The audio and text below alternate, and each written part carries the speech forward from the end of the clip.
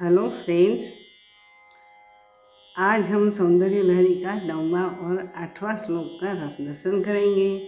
लेकिन पहले हम क्या करते हैं, गुरुकुल पद्धति के अनुसार ओम सहना भवतु सहनो भुनक्तु सवीर्यं कर्वावहै तेजस्विना वधितमस्तु मा विद्विषावहे।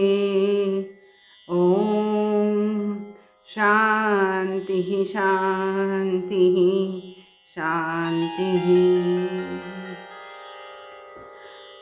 माँ त्रिपुर सुंदरिये नमः, ब्रह्मणे नमः, सद्गुरुदेवाय नमः।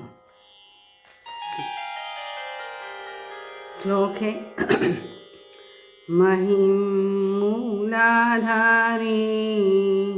कमपि मणिपुरे हुतवहं स्थितं स्वाधिष्ठाने हृदि मरुतमाकाशमुपरि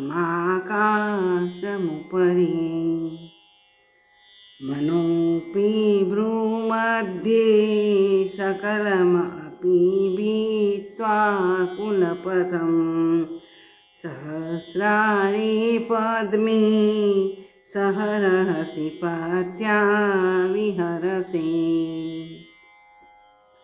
यहाँ कुंडलिनी योग के बारे में, जो महायोग में कुंडलिनी जागृति के बारे में मैं बार बार बताती हूँ, इसी का उल्लेख यहाँ शुरू होता है। हे माँ भगवती, मूलाधार चक्र में पृथ्वी तत्व है। मही मूलाधारे, मही यानी कि पृथ्वी मूलाधार पर है ऐसा नहीं है। मही यानी कि पृथ्वी तत्व मूलाधार चक्र में पृथ्वी तत्व को एवं जल तत्व को भी मूलाधार चक्र में ही है। ऐसा कहा जाता है कि मूलाधार में पृथ्वी तत्व भी है और जल तत्व भी है, लेकिन जल तत्व थोड़ा ऊपर है क्योंकि बाद में तुरंत मणिपुरी चक्र आता है। तो मणिपुरी चक्र में अग्नि तत्व को, जिसकी स्थिति स्वाधिष्ठान में है, मणिपुर के बाद स्वाधिष्ठान आता है, तो स्वाधिष्ठान नाभि के थोड़ा नीचे है। और स्व अधिष्ठान, तो स्वाधिष्ठान का अर्थ ये, वहाँ शक्ति जागृत होकर अधिष्ठित रहती है और वहाँ से ऊपर उठ के यहाँ तक सहस्रार तक जाती है, फिर वहाँ नीचे आ जाती है। जैसे हैंड पंप आप चलाए तो ऊपर नीचे वो पिस्टन होता है ना, उसी की वजह से पानी ऊपर आता है। तो पिस्टन की तरह शक्ति जागृत होकर स्वाधिष्ठान चक्र में बैठ जाती है, ऊपर उठती है, सुषुम्ना से इधर आती है सहस्रार में, फिर नीचे जाती है, फिर स्वाधिष्ठान चक्र में आती है। तो जिसकी स्थिति कुंडलिनी शक्ति की स्वाधिष्ठान चक्र में स्थित है। इतना ही नहीं, हृदय स्थित अनाहत चक्र यहाँ हृदय स्थित है। जब आपको मेघनाथ सुनने में आएगा ना, तब यहाँ अनाहत चक्र में अनाहत हृदय चक्र भी कहता है, सुनाई देता है। अनाहत चक्र में ज़्यादातर यानी कि हृदय के आसपास क्या है, वायु तत्व, और उसके ऊपर विशुद्धि चक्र गला में, जहाँ से हम आयु यानी वैखरी वाणी निकालते हैं। तो विशुद्धि चक्र में आकाश तत्व ज़्यादा है। देखो सिद्धांत ने साइंस का कि जब यह आकाश में ईथर होता है तब तो हमारी आवाज़ आगे जाएगी, शून्यावकाश में ही नहीं जाएगी। तो यहाँ आकाश तत्व है, इसीलिए तो हम वैखरी वाणी ये सिस्टम द्वारा बोल पाते हैं। तो मुख्य है यहाँ विशुद्धि चक्र में आकाश तत्व। और आज्ञा चक्र कहाँ है, भवों के बीच में, आईब्रो के बीच में, उसी मध्य में आज्ञा चक्र में मन का तत्व है। कोई ऐसा भी बोलते हैं यहाँ जीव रहता है, यहाँ मन का तत्व है। मन को यहाँ तत्व माना गया है, यानी कि मन एक विचारों का पोटला है, भावों का ये पोटला है, एक संग्रह है। तो मन तत्व को इस प्रकार सकल कुलपथ यानी कि सुषुम्ना से लेकर यहाँ तक उसको कुलपथ कहा गया है, क्योंकि सारी सुषुम्ना नाड़ी में 6 चक्र और 7वां चक्र है। ये मत्थे का छोर है, मूलाधार नीचे का छोर। मैं बता रही थी ना, एक लकड़ी को सीधी करो तो ऊपर का छोर और नीचे का छोर। तो मूलाधार से लेके कुलपथ, ये सारा कुल है, कुल यानी समूह, जो नाड़ियों का समूह है, उसी को सुषुम्ना मार्ग के द्वारा सभी चक्र का प्रिसाइसली वेदन करके सहस्त्रदल वाले कमल में यहाँ तक माता जी पहुँच जाती है। कुंडलिनी शक्ति यानी कि सौंदर्य सुंदरी सौंदर्य लहरी की जो माता जी है, सुंदरी बाला त्रिपुर सुंदरी, तो त्रिपुर सुंदरी है, वह सुषुम्ना नाड़ी के द्वारा सभी चक्र को भेद करके सहस्रार चक्र में आ जाती है। उस सहस्रार चक्र में है क्या? तो वहाँ है शिव तत्व, कल्याण तत्व, बोलते हैं ना शंकर शिव महाशिव सदाशिव, यही सदाशिव यहाँ है। तो सदाशिव है कि सदा कल्याण आत्म तत्व है, ब्रह्म तत्व का दो दरवाजा वहाँ सहस्रार में लीन हो जाती है बिंदु स्वरूप होके। ये तो अनुभव सिद्ध बात है, हम उसी में सहमत हैं। तो वहाँ यह बिंदु स्वरूप आज्ञा चक्र से ऊपर उठती है, तब बिंदु सूक्ष्मतम सूक्ष्माति सूक्ष्म बिंदु हो जाती है। इतना वो सुई का जो नोक होता है ना, इतनी सूक्ष्म हो जाती है, उसी का भी 1,00,000वां भाग करो तो इतना था, कल्पना कर लीजिए। वो यहाँ से यहाँ तक पहुँचती है, और जब वो सहस्रार में निमज्ज हो जाती है तब ही हार्ट बंद होता है, तब निर्विकल्प समाधि होती है। तो क्या करती है वहाँ जाके? सब चक्र को भेदन करके सहस्रार में पहुँच जाती है, और सहस्रार से नीचे उतरते समय वह नाड़ियों को अमृत से सिंचती हुई मूलाधार में वापस लौटती है। तो यहाँ पहुँचती है तो ऐसा कहा गया है कि वहाँ से अमृत वर्षा, सोम वर्षा होती है। तो वो सोम वर्षा है, हमारे सारे शरीर को पुष्ट करती है, सिंचती है। अभी भी सोम वर्षा तो होती है, जब शक्ति जागृत नहीं होती तो भी होती है, लेकिन वो क्या होता है, जठराग्नि उसे सुखा देती है। क्योंकि कोई भी पानी हो तो अग्नि उसको सुखा देते हैं, भाप बना देते हैं। वो तो विज्ञान का सिद्धांत यहाँ भी लागू होता है। तो सभी चक्र छेद के यहाँ सहस्र में पहुँच जाती है। वहाँ शिव है, सदा शिव, उसी के साथ वो रमण करती है, उसी के साथ विहार करती है, फिर वापस लौटती है। तो मूलाधार चक्र में आके अपना फिर से काम करने लगती है। बहिर्मुख होके अंतर्मुख सदा रहती हो तो तुरंत ही थोड़े समय में ही ज्ञान हो जाता है। लेकिन बार बार माया है ने उसी को खींच के नीचे लाती है। माया भी ये शक्ति का ही स्वरूप है, महामाया भी वह शक्ति का ही स्वरूप है, लेकिन अंतिम विशुद्ध चित्तमयी चिन्मयी जो है वही सौंदर्य लहरी है, और त्रिपुर सुंदरी है, सौंदर्य है उसी का, सौंदर्य लहरी है, लहर यानी कि एक वाइब्रेशन। तो यहाँ एक विशेष अर्थ भी निकलता है, वो बताती हूँ। षडचक्र क्या है, उसी की स्थिति क्या है।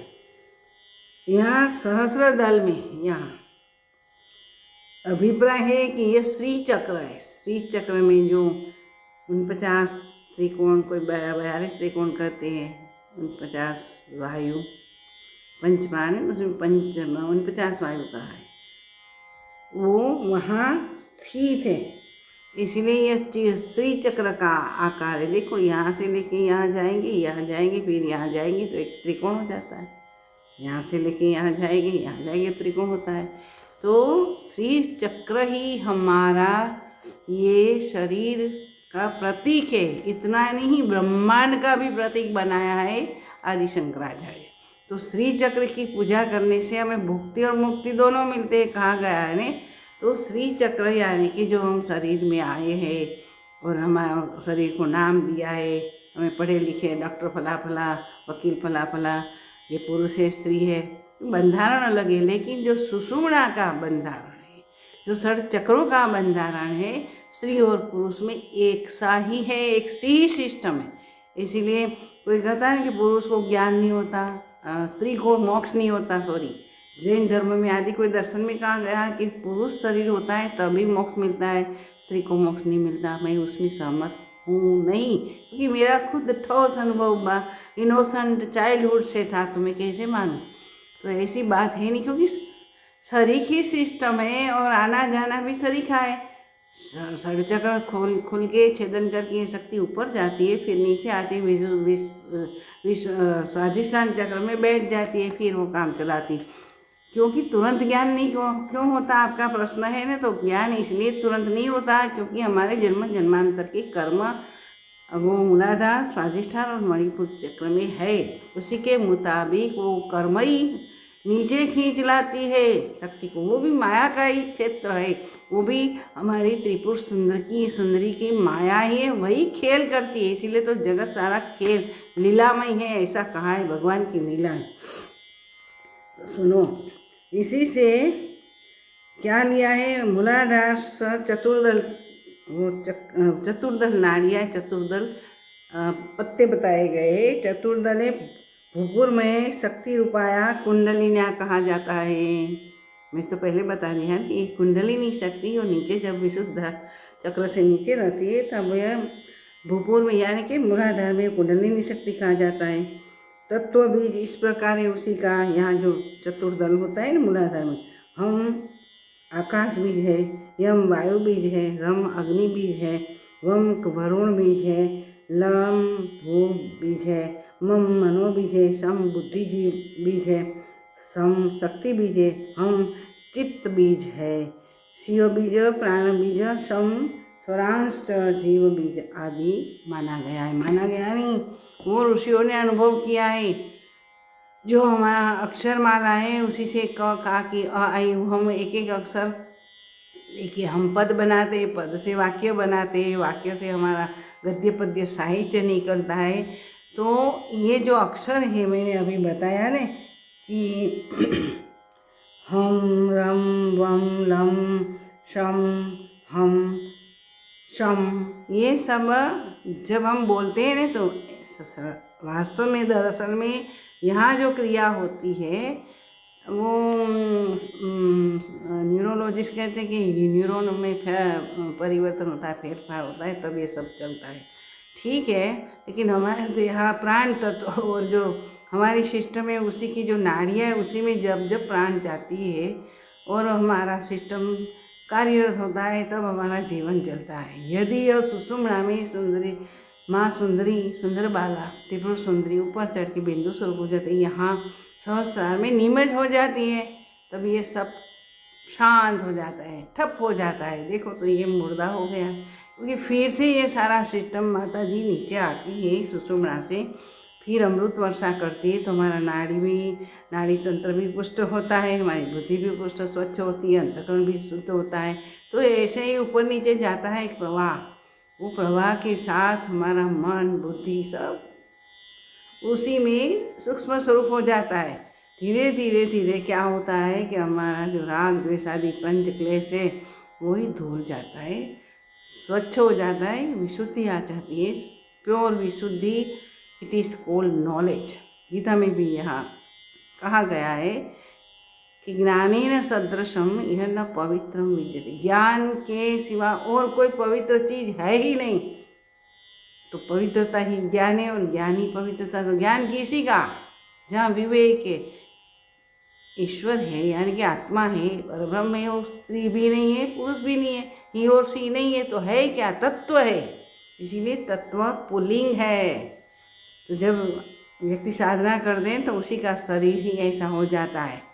अर्धनारी नटेश्वर की बात आती है ने, तो आप समझ गए हैं कि यहाँ त्रिपुर सुंदरी माता जी ऐसी लीला करके, जो लीला से अपना हर एक का शरीर बनाया, हर एक जीव मात्र का, प्राणी मात्र का, मनुष्य का में यह सिस्टम बहुत सुदृढ़ता रूपेण सुग्रथित है और पशु पक्षी में नहीं है, जो षडचक्र और सहस्रार में निमज होकर ज्ञान प्राप्त होना ये पशु पक्षी में है ही नहीं, इसीलिए उसको भोग योनि कहा गया।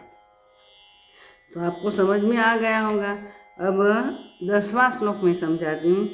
सुधाधारा सारेश्चरण युगलांत विगलिते प्रपंचम सिंचन्ति पुनरपि रसाम्नाय महस अवाप्य स्वां भूमिं भुजगनिभयद्युष्टवलयम् स्वात्मानं कृत्वा स्वपिसि कुण्डे कुहरिणी स्वात्मानं कृत्वा स्वपिसि कुण्डे कुहरिणी।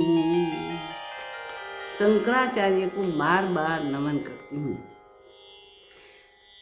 इसी श्लोक का जो मैं हिंदी बनाती हूँ, रसदर्शन कराती, हे माँ त्रिपुर सुंदरी, बाला सुंदरी, त्रिपुरा सुंदरी आदि जगदम्बा आद्या शक्ति, पराशक्ति कहा जाता है उसी को। बाकी सब अपरा में आता है।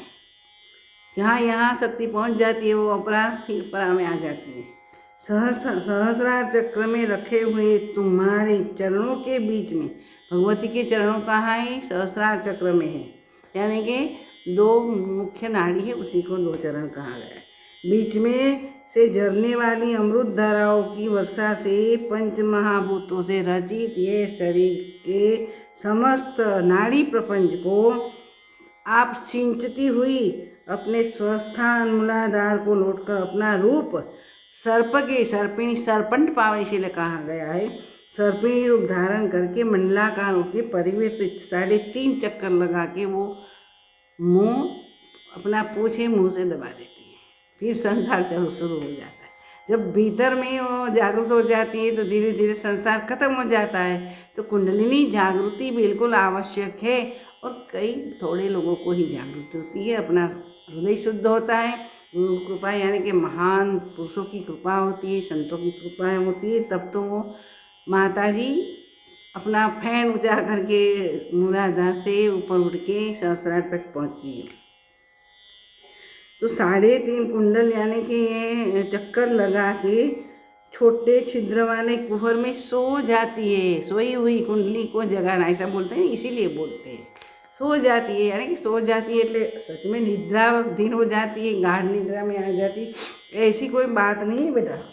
सो जाती है यानी कि बहिर्मुख हो जाती है, जगदाभिमुख हो जाती है, जगदाभिमुख हो जाती है। जगत के सब कार्य अपनी अपनी इंद्रियों से सन्निकर्ष से करने लगते हैं। जगत का व्यवहार करने, उसी में पद प्रतिष्ठा आदि सब आ जाता है। तो वो प्राप्त करने के लिए यहाँ फिर से जीव भाव उत्पन्न हो जाता है। तो इसीलिए जीव भाव से ये सब करने लगते। फिर ध्यान भजन साधन करने लगेंगे तो फिर माता जी खड़ी होकर सुषुम्ना में जाएगी। जैसे मन वहाँ लगेगा, कहाँ? आधार चक्र, अगर आज्ञा चक्र पर जरा सा भी मन हमारा एकाग्र हुआ न हुआ, तुरंत ही माता जी ऊपर नीचे प्रवाह आती जाती रहती। शिव के पास जाती, फिर मूलाधार में आती, फिर जब तक साधन चलेगा तब तक वही चलेगा। साधन में आप उठ जाओगे तो फिर माता जी 3 कुंडल लगा के बैठ जाती है और सो जाती है, यानी कि जगत अभिमुख हो जाती है। तो ये मूलाधार को उतरने को अन्वयी भूमिका कहते हैं। अन्वयी यानी कि प्रतिप्रसव, व्यतिरेक भूमिका ऊपर जाते हैं। व्यतिरेक अन्वयी यानी कि प्रभवती यानी कि ऊपर से नीचे ये सारा शरीर बना के बैठ जाती है, तो उसे प्रसव कहते हैं, प्रभव कहते हैं। प्रभव यानी कि जन्म होना, प्रभव कहते सिस्टम को, ये क्रियाओं को।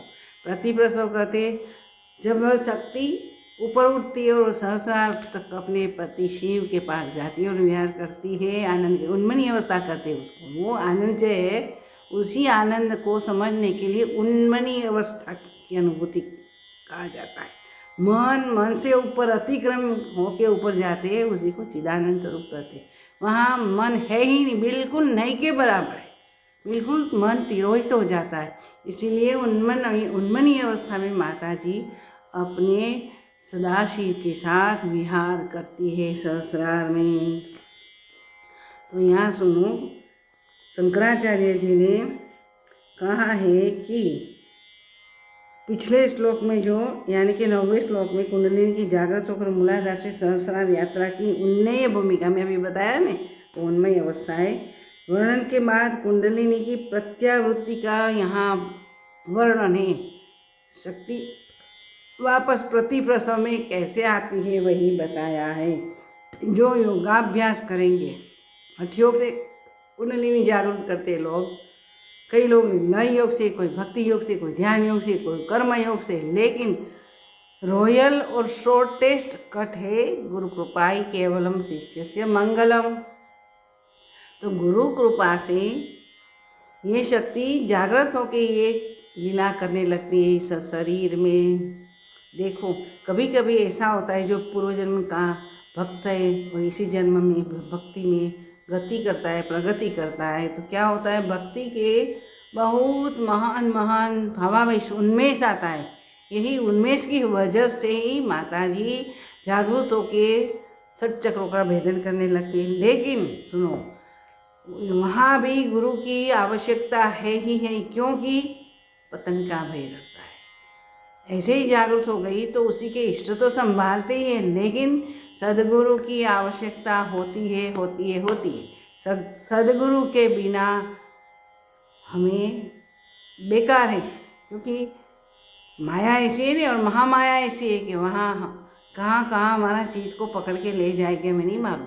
तो हमारे पर ये कोई अंकुश होना चाहिए। तो गुरु जी है रेगुलराइज करके शक्ति को, भावावेश से जो शक्ति जागृत होती, जैसे रामकृष्ण भावावेश में रहते थे ना, तो उसी के वो तोतापुरी ने शक्ति को रेगुलराइज कर दी थी, ऊपर नीचे आवागमन करने लगी और फिर वो ज्ञान हो गया। 3 दिन तक वो निर्विकल्प समाधि में रहे, फिर वो ऐसा ही चलता था, उन्मनी अवस्था में रहते थे। तो वही शिव शक्ति का मिलन, वही तो ज्ञान है। शक्ति जहाँ से उत्पन्न हुई उसी में ही प्रलीन हो जाती है। इसलिए शक्ति शांत है, परब्रह्म परमात्मा अनादि अनंत है। इसी की प्रार्थना सौंदर्य लहरी स्तोत्र में भगवान ने बताई है।